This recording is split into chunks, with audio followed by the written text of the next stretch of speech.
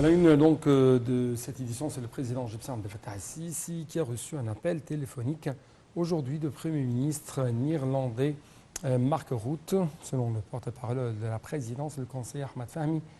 il a affirmé que l'appel abordait les relations bilatérales et les moyens de leur renforcer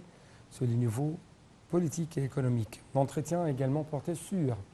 la situation à Gaza et les efforts égyptiens pour parvenir à un cessez-le-feu et l'acheminement de l'aide militaire aux habitants de la bande de Gaza.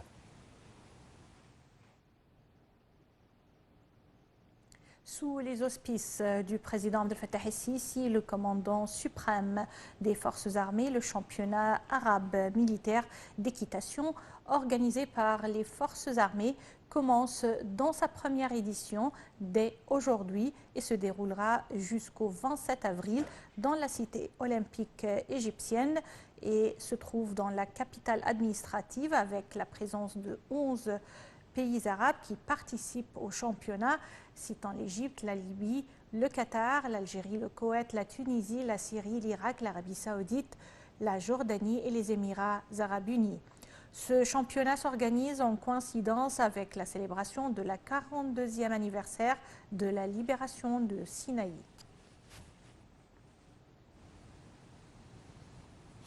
D'autre part, le Premier ministre Dr Moustafa Madbouli a félicité le président égyptien Abdel Fattah el-Sisi, les forces armées et le peuple égyptien à l'occasion du 42e anniversaire de la libération de Sinaï. Lors de la réunion hebdomadaire du gouvernement à son siège dans la capitale administrative, Dr Madbouli a souligné que le soutien au secteur industriel portait ses fruits dans de nombreux secteurs productifs, soulignant que l'État était prêt avec toutes les primes possibles pour soutenir ce secteur. Dans un autre contexte, lors de la réunion, Madbouli a confirmé que le lancement de championnat équestre militaire arabe d'Égypte 2024, sous les auspices du président Abdel Fattah el-Sisi, confirme les capacités qualifiées pour organiser des événements internationaux avec compétence. Le Premier ministre a d'autre part félicité le président Sisi.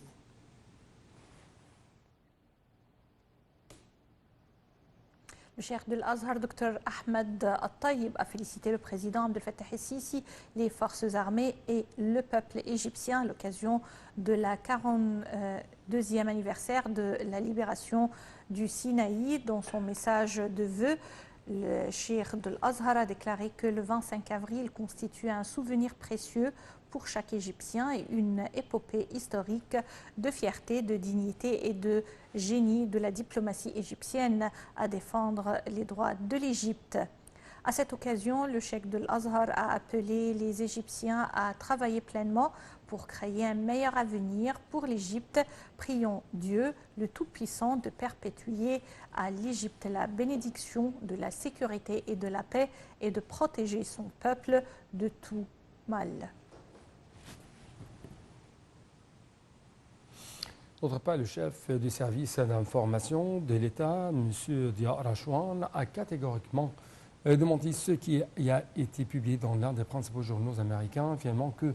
l'Égypte avait examiné avec le côté israélien les plans de l'invasion planifiée de Rafah.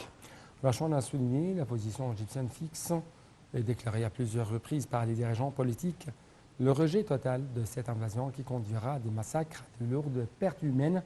et à des destructions généralisées, en plus à ce que le peuple palestinien frère avait subi dans la bande de Gaza au cours de 200 jours de l'agression israélienne sanglante.